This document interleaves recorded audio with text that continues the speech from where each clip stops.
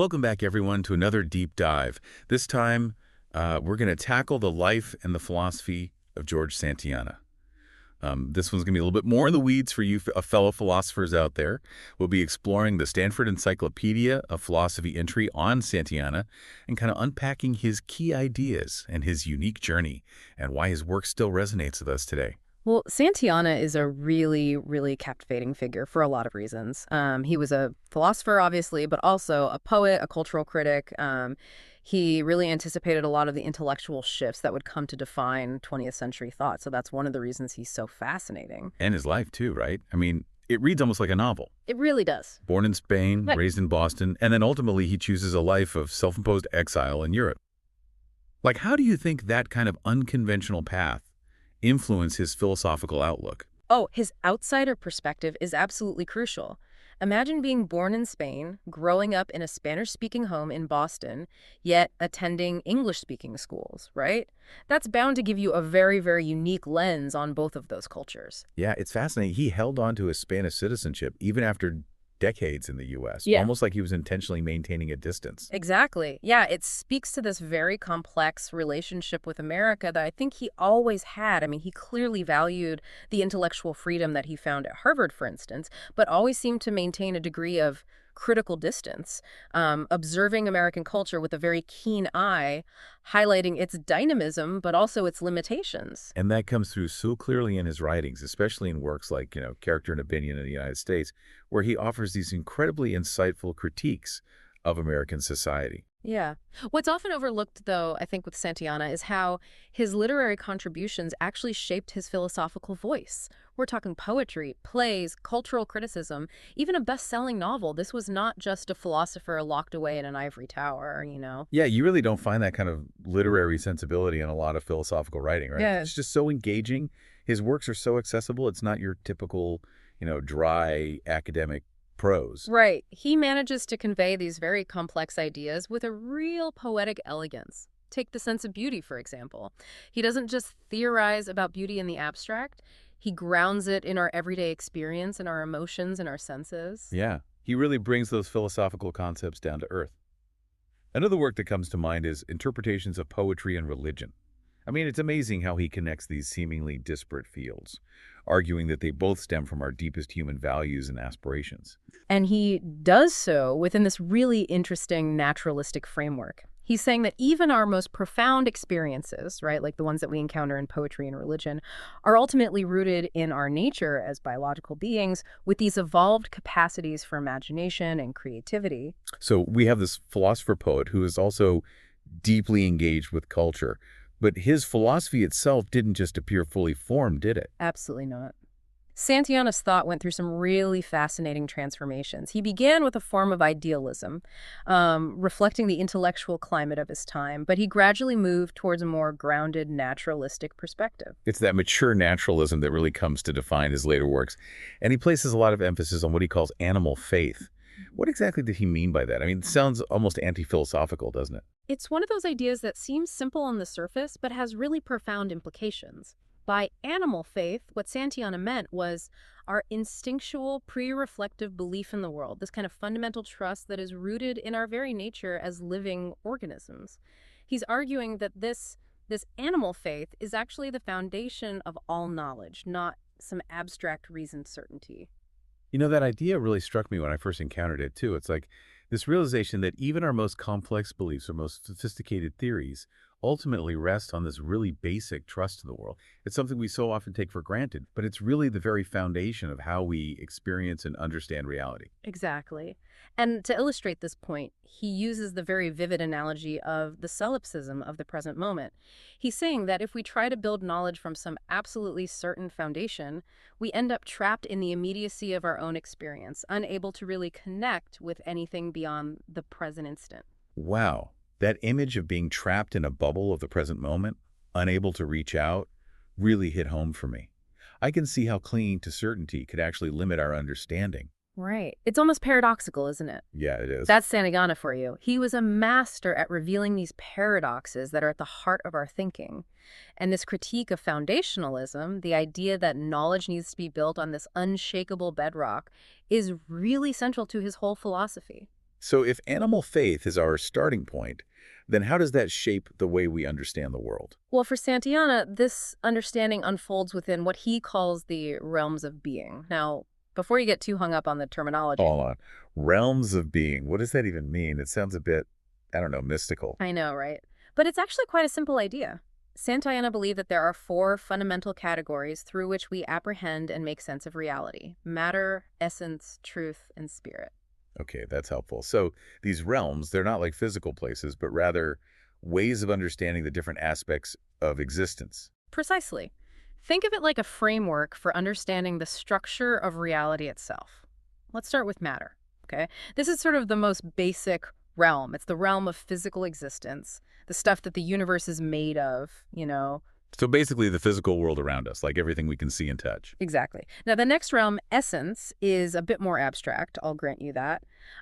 This is the realm of pure potentiality, of concepts, meanings, and possibilities.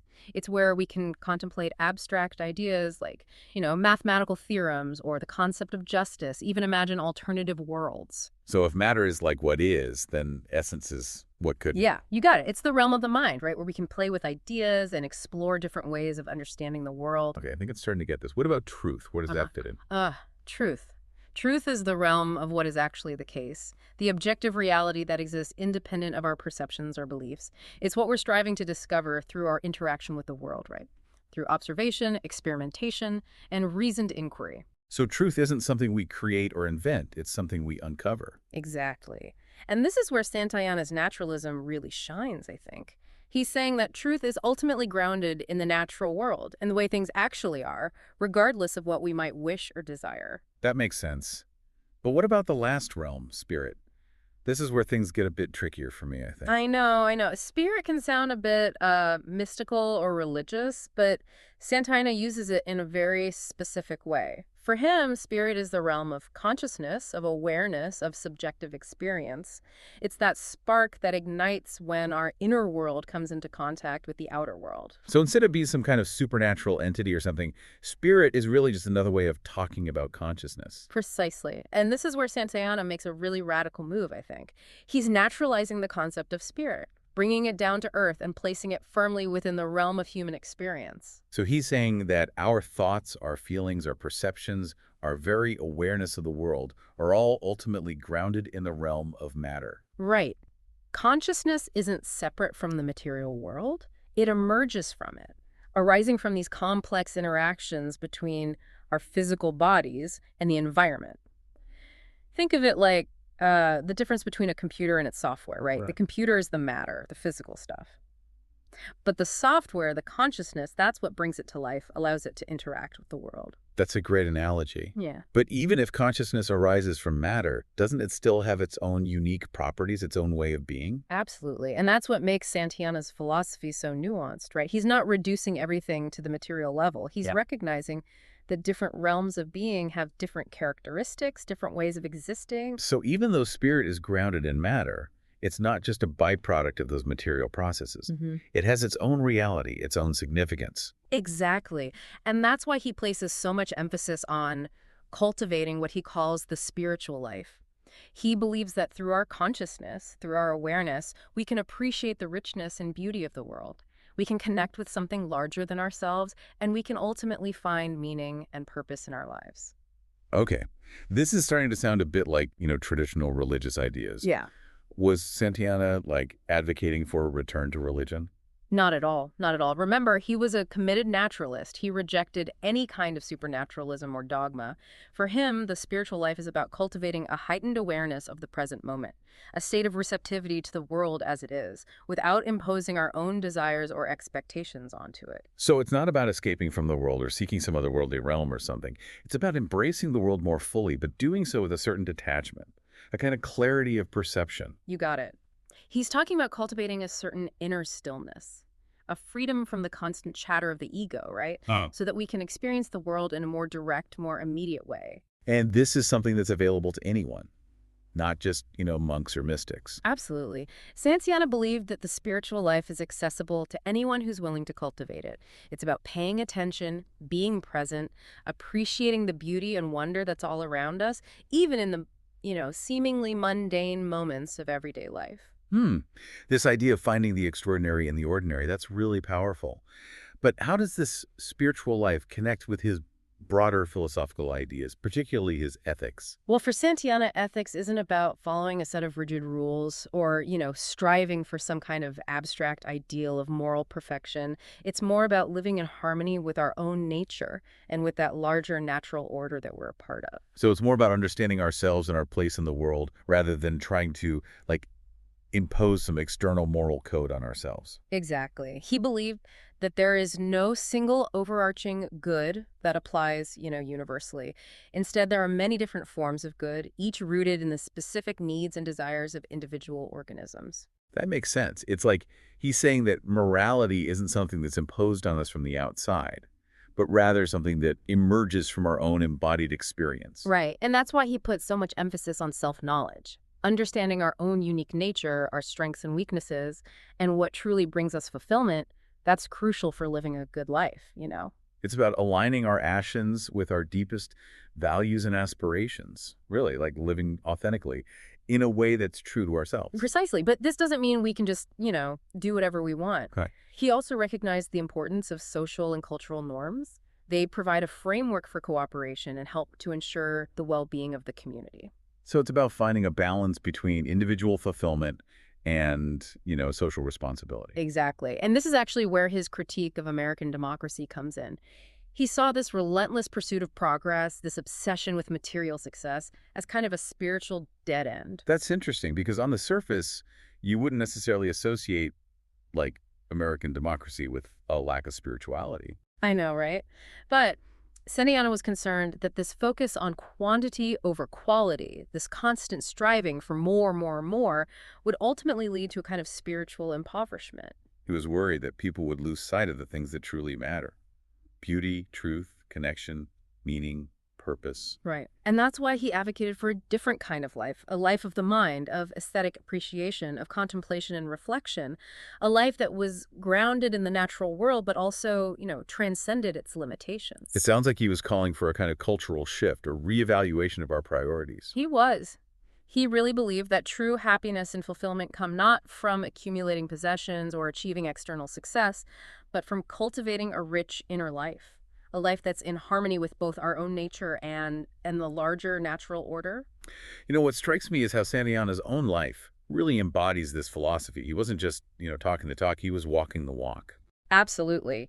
He deliberately chose a life that was free from the constraints of academia, a life that allowed him to pursue his intellectual and artistic passions, to travel, to experience different cultures, and to simply be present to the world around him. He was a true cosmopolitan, at home in so many different places, yet never fully belonging to any one place. It's like he was intentionally cultivating that outsider perspective that we talked about earlier. Right, and that allowed him to see things that others missed, to offer this unique and often challenging perspective on the human condition.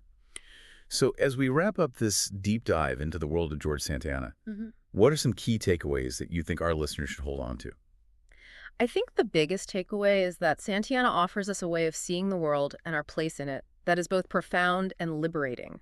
He challenges us to think deeply, to live fully, and to embrace the beauty and wonder of existence, even in the face of its inherent limitations. He reminds us that the spiritual life isn't about escaping from the world, but about engaging with it more fully, more consciously, more authentically. And he encourages us to cultivate a sense of detachment from our, ego-driven desires and anxieties, to find joy in the simple act of being alive, and to appreciate the interconnectedness of all things. His work is a really powerful reminder that philosophy isn't just some abstract academic pursuit. It's a way of life, a way of seeing the world, a way of making sense of our own experiences and finding meaning and purpose in a world that often seems chaotic and confusing. I think Santayana would agree with that. He believed that philosophy should be a lived experience, something that informs our actions and shapes our understanding of the world. And on that note, we'll leave you with this. If, as Santayana suggests, the spiritual life is about embracing the present moment, how might that change your approach to philosophy, to art, to life itself? Keep diving deep and keep those philosophical gears turning.